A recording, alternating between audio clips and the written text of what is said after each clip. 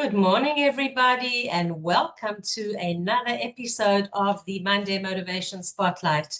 I'm Lesley Kaplan, bringing you inspiration, inspiring speakers, interesting speakers, behind-the-scenes stories, exactly like what we're going to do today, every single Monday, unless it's a holiday, which I will announce at the end of the meeting. Thank you as well to our sponsors, our ongoing sponsors, Egan & Cohen Insurance, as well as to Lala's Flower Boutique in Jerusalem. So how do we work? For those that are new, you stay on mute. You're welcome to use the chat for those of you that are joining live. If you're listening to the replay, the recording, I invite you to join us live sometime, as it's always exciting. You get to see things as they're happening. As this is not an official networking group, it's an informal group, you're welcome also to write what you do in the chat or to ask our speaker any questions or to make any comments via the chat as well. So without further ado, I'm going to take the spotlight off me and I'm going to replace it with our guest of the day, my friend and colleague, Linda Lovitch, you're very familiar with. She's all over social media. We hear other stories and tips that she gives, but what we haven't heard, or what I haven't heard, is her story, as well as some of the behind the scenes stories, or the juicy ones, as she says. But let me give an official introduction to who Linda is. Linda Lovitch is a media and communications consultant in Israel. She works with government spokespersons, ambassadors, high-tech executives, startups, universities, and nonprofits. And over the last 2 years, she's also been prepping survivors from the Nova Festival and residents of Kibbutz Kfar Aza to tell their stories to audiences abroad. I've actually seen some of your posts where you've actually shown that, and they're very, very moving. So Linda hails from upstate New York, and in her words, she's been smitten with the land ever since she made Aliyah, which was in 1984. So that's a long time ago, Linda. So welcome, excited to have you here. Please share your story, the juicy stories behind the scenes, the funny ones, the challenging ones, and anything you choose to share. Thank you. Good morning, everyone. Thank you so much for joining. This is really exciting. So first of all, I hail from upstate New York, Elmira. You've all heard of Elmira, right? Maybe. Yeah, Eliezer has. Probably a couple of you, Amy. It is upstate New York, 4 hours outside of New York City. It is nothing like growing up in New York City, especially as a Jew.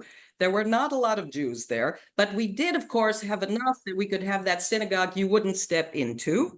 We had the Orthodox turned conservative synagogue. How did they do that? After it became conservative, the first 3 rows remained separate seating, and after that, it was mixed seating. And the Reform synagogue was truly Reform, even with an organ. So that was where I grew up. Not a lot of Jews, but even though my family was not religious, we didn't keep kosher, we didn't keep Shabbat, but we went to synagogue a lot. And I was just thinking about this now, that was our way of keeping the community. My mother really wanted to be connected to the community. She became head of the sisterhood. So we went a lot to that. And I found myself in a Zionist youth organization, Young Judea, by junior high school. And it took me to all these conferences with Jews around the state and even around the country. And it was very Zionist. We talked about Israel. We learned the history of Israel. I was not terribly interested in Israel, to tell you the truth. It was so far away. I don't know. And I ended up going when I was 18 on the Machon L'Madrichei Chutz La'aretz, the youth leadership from abroad program in Jerusalem, where I had people from all over, from Australia and Britain and Canada and France, including people like Mark Regev, if you know who he is. Later, I worked with him. He was a government spokesperson for many years. He was on my Machon, as well as Gil Troy, who has written many books and coming out with books now about Zionism, anti-Semitism. So that's where I started in Israel. And my first year in Israel, it was great. I had a wonderful time, wonderful experiences. But I looked around, it was like beige, beige, beige when I first got here to Jerusalem in September. And after the year, I really didn't consider making Aliyah. I didn't think it was for me. I went back to America, studied at the University of Rochester, didn't want to be too far away from my family after that year. And I continued, of course, being in touch with people from the movement, very much so. To this day, some of my best friends are those that I met at age 14 who are living in Israel. that it's an amazing thing. They are my family, truly. And after a few years, I went to work in New York at the Salute to Israel parade. Yes, those hundreds of thousands of Jews marching down Park Avenue in New York. And I studied acting. I decided I wanted to be an actress. So I went to Hagen's studio, studying acting while working for the parade. And after a couple of years, I thought, I want to go back to Israel. I don't know why. I don't know how. I did make Aliyah officially. I just said, that's it, I'm going. And off I went with no job, no plans specifically. And I found myself working at Kiryat Moriah with youth from abroad in Jerusalem. And I was the drama expert. And we did workshops in our nayedet, a van that would go from kibbutz to kibbutz, where groups were there from abroad. And I would do drama workshops with them. And I just had the best time. And after about a year and a half, my good friend Gil Troy came and saw me and he said, you know what, Lovitch, you're really happy here. And I said, you know what, I am. And that was it. Then I decided to make Aliyah. So boom, I made Aliyah. I got myself into the Seminar Kibbutzim theater program after having been here for a year and a half and barely speaking Hebrew. Then I went to study acting in Hebrew, which was like having both of your hands tied behind your back. Okay, it was very traumatic. I worked my way through. I didn't realize Aristo was the same as Aristotle. And I wrote a paper in English and said, Aristo, the philosopher. All right. And improv, I had to do improv in Hebrew. All right. At the end of the year, the teacher finally said, you know what? Why don't you do one in English? I was able to do improv in English. And the students all sat there with their mouths like this. Like, who is this person? Where has she been this whole time? And after that, while I was doing that, I started working with someone at the foreign ministry who was doing media training. And he brought me in as an interviewer.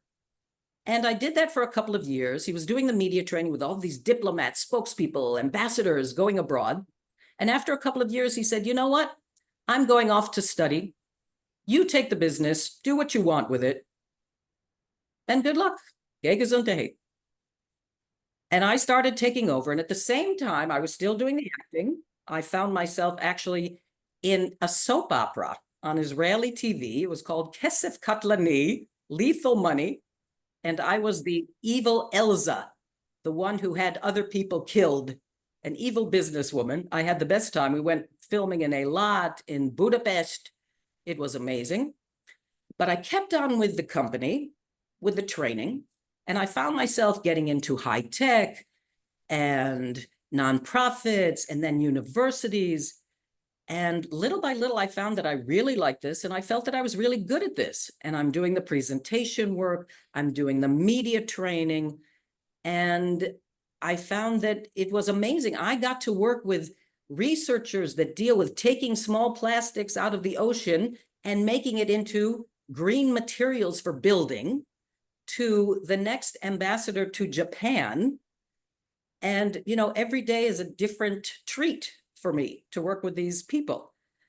So that's what I've been doing. And I, in the last few years, have been working a lot with university researchers who have to talk to the donors and explain to them why algorithms are important when nobody really understands what an algorithm is. But if you can explain, you know what?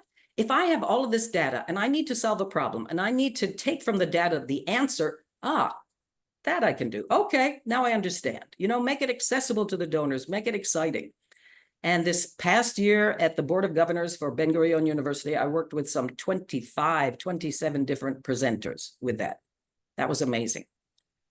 Now also, all right, let's let you in on a couple of the behind the scenes juicy stories. First story is with Mark Regev. Mark, I had known since I was 18, hadn't seen him for many years. And I show up at training at the foreign ministry and there's this guy. Now, Mark on the Mahon actually called himself Cyril. He's Australian. He had been in the country for a while with the other Australians. His hair was like crazy out to here, a beard down to here. And they were party people. They were hysterical. He was always incredibly smart. And all of a sudden I show up at the foreign ministry and there he is in that little sweater vest, short hair, no beard, nothing. And it's Mark Regev. Like, who is this guy? It took me a while to recognize him. When he became the spokesperson, everyone was happy because he was one of the first English-speaking spokespeople. So they thought, oh, wonderful, great, he's so good. And I said, you know what, Mark, you're good, but I can make you better. And he said, okay, we'll give it a chance. And Mark would do things like this. I said, Mark, what are you doing? What's this? Oh, isn't that the kind of, oh, I definitely want you to go out with my daughter thing? It's like, no, you look like a serial killer when you have your eyes down like that. No. And Mark would push back. I would tell him how to say certain things, how to bridge to certain answers, how to make the messages clear to the audiences. And he just became better and better. He's amazing. Those of you who know him, who have seen him. Let's go to the last few years. Quite the challenge. I work a lot with government people, ministers, politicians. I had one minister, a minister, and she came to me, and after being very prominent in her party, because she was known as someone who would speak her mind, say what was going on, and then I'm asking her to be an official statesperson, a minister of the country, not talking to her base. And she started doing interviews like that for the international press with me. And I said, excuse me, you are no longer the screaming fishwife, mikupachat Mizrahi woman. You cannot be that woman who's out there screaming because you have been neglected and you are Mizrahi. And it's like, no, we're talking about Israel, your image to the world, what you project to them, how you say it, what you say, and little by little, she took it in very well, I have to say. And little by little, I saw this, like all of a sudden I saw a stateswoman in front of me. But it took that, that's a big transition for these people. Other politicians that I've worked with, especially ministers, have these speeches that they have to present, okay? And it's written speeches, and they come to me, here's my speech, just help me with the English and help me read it. First of all, the speech is like, yeah, ChatGPT, general, bland, flat. Nothing personal in there. None of your stories. You're a minister, for God's sakes. You've seen the soldiers on the border. They've said to you, you know what? We're here to win this. We want to be here. Use that. Not only that, the words that they give them are often too high. They can't pronounce the words. So what good is it if these people can't pronounce the words? We saw the whole Smotrich Grand Miser thing, right? Like these people are coming with, and I go, all right, here's an important word. You really have to work with that. I repeat it for them, and I even record it for them so that they can hear it later and use it. And then little by little, we find their voice in this on a level that they can speak, and messages that resound with the audience. Before it was a flat, nice written. And here's the problem, that often people write beautiful things, but it's not something that you would actually say. It's not spoken language. It's not conversational. So I've had to work with them on how to change that. And that's been a big, big change. Or one minister that I worked with, God bless her, would come to me and say, okay, write this speech. And all of her advisors gave me 1,000,000 points that they wanted in the speech. So I put all of those points in the speech. She looked at it and said, I don't want any of this. I wanted this. Where's my vision? Where's my vision? I said, okay, what is your vision? And the staff said to her, we don't have a vision yet. We're actually kind of working on the vision and putting that together. So how am I supposed to write something? So I realized I need a basic speech written. I'd come to them and I say, okay, read it for me. Now, let's put in your voice, your story. Do you have that wow opening? Does it really resonate with the audience? What are the messages? What do you want to get across to these people? Give me something personal and not just what everybody can say. And I realized with her specifically, I'm not going to write a first draft because it's a waste of time. Have somebody else write it. I'll come in and I'll help you. Now, in the last couple of years, unfortunately, my work has turned to dealing with Nova survivors and people from Kibbutz Kfar Aza. And before starting to work with these people, I actually went to talk to a friend of mine who does trauma therapy and said to her, help me, help me. This is not the same as going to a high-tech company and talking to the Israel aerospace engineers and explaining why this product is better, why the radar is much better this time. This is talking about the most traumatic day in their life. I have to help them feel comfortable, understand what they're sharing, and still be able to critique them along the way. You know, it's one thing to say, no, that message is not good. People don't care about this. It's another to say, all right, we have to shorten the story about the 5 people you lost in your family. Heartbreaking, okay? Heartbreaking. And I realized, first of all, for these people to tell their story was therapeutic in itself for them. To get that out there, to share it. It is so important for them to share that story, and it's processing as they're speaking it. Not only that, sometimes even the people on Kibbutz Kfar Aza hadn't heard the stories of others. And it was the first time, for some of them, it was the first time they were telling it. And the major difference was, instead of giving that minute-by-minute account, which is what they had been doing, 6:29, this happened, 6:40, this happened, 6:45, I was saying, you don't have that time. Because now you are basically talking to donors. People want to help you. You have to talk about that day, but get on to what has happened since in the last couple of years. What has been the healing process, the recovery? What do you need now to continue to heal and rebuild the kibbutz? So the story itself has to be condensed. And the last couple of workshops I worked with people, I would ask them, give me a moment, give me an image.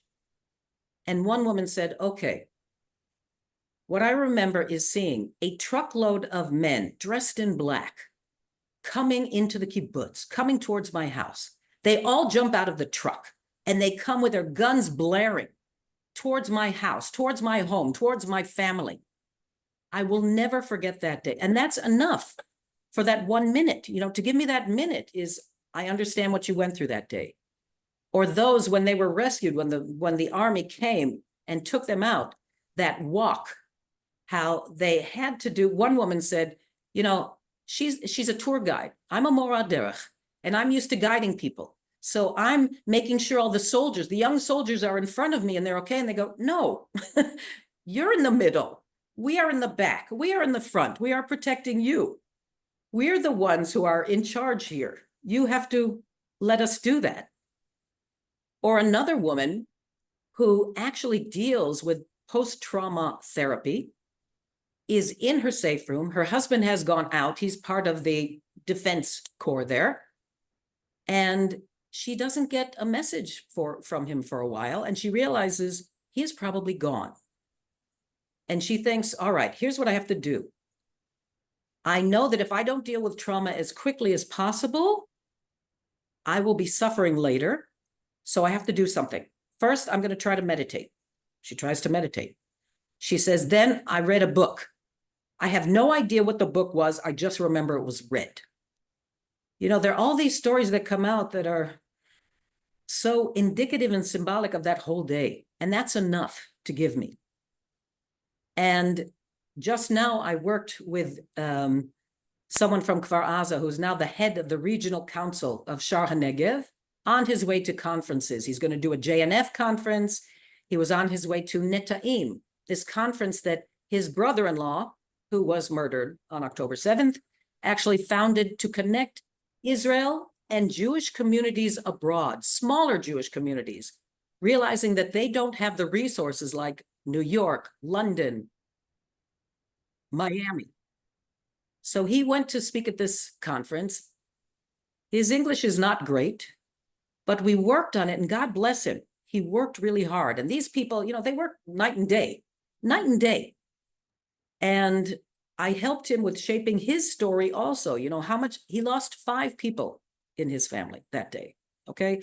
2 brothers-in-law, his mother, his son, his nephew, and his son is the guy Netta, who was in the safe room with his fiance, Irene, when the terrorists threw in a grenade, and he threw his body on the grenade to protect the fiance.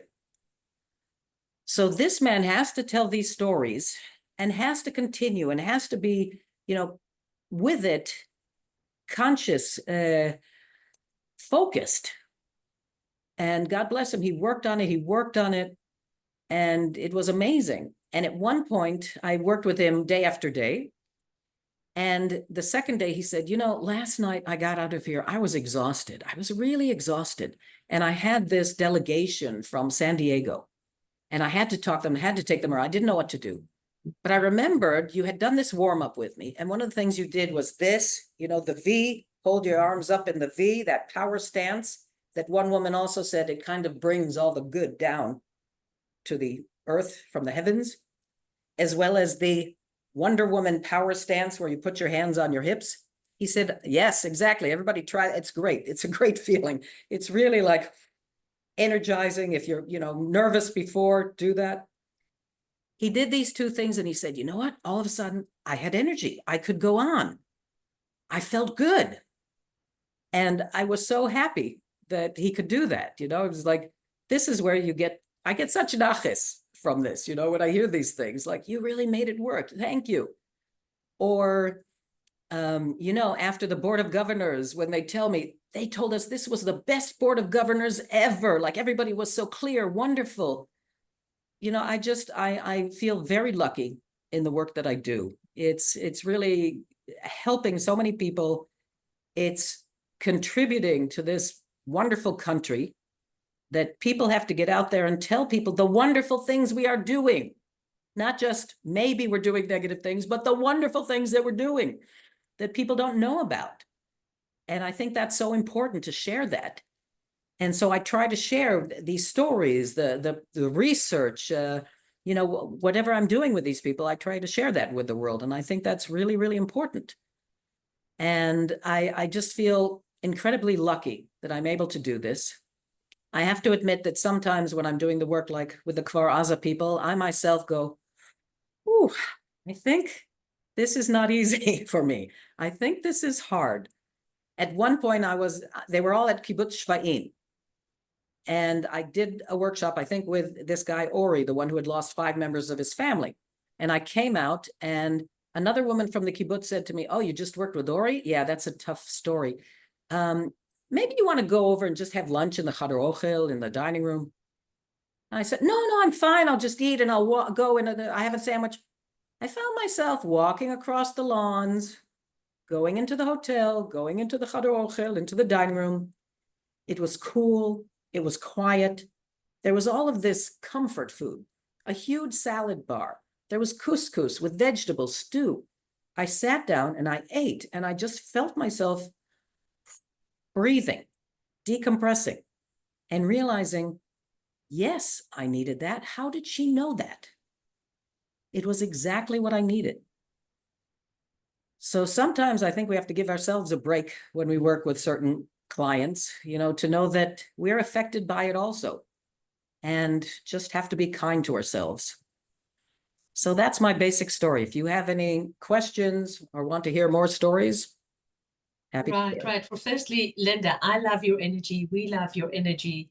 And, as I said, I was prompting Linda in the beginning when we were talking. And then I realized that I actually didn't need to tell her, how to, not how to lay out the story, because she knew how to lay it out, but that's what she trains people to do. I didn't need to tell her, well, pay attention to the timing and this and that, because that's exactly what a media consultant does. What I would like you to share with us, firstly, share how people can reach you and what's the best way to reach you.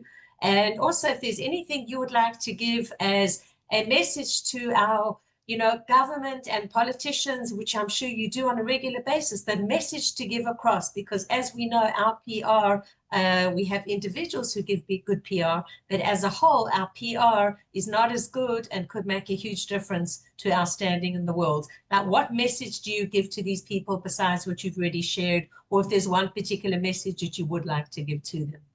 I have a lot to say about that whole issue, by the way. That's another whole discussion. But for one, first of all, I think sometimes we're too much on the defense and not on the offense. That Israel did this. No, we didn't. No, we didn't. No, we didn't. As opposed to, here's what we are doing.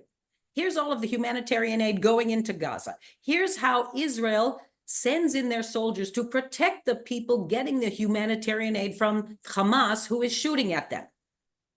You know, let's put a little responsibility on Hamas.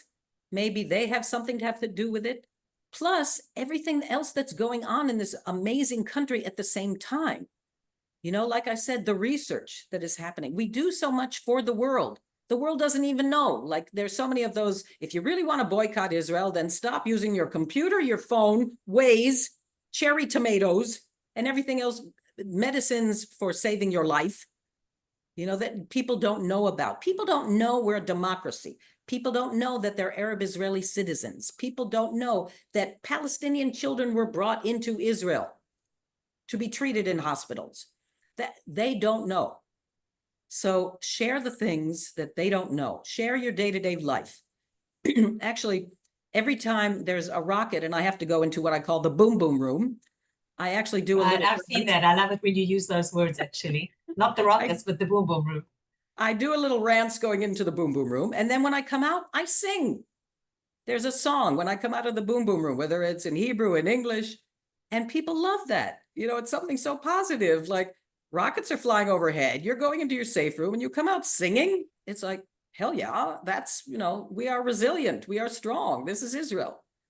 So, you know, do this. Right. We definitely are resilient. Right. And certainly there are people are, and our country is just so lucky to have you on the sides training these people, you know, telling them the right way to do it, the English Hebrew conversions that don't totally work.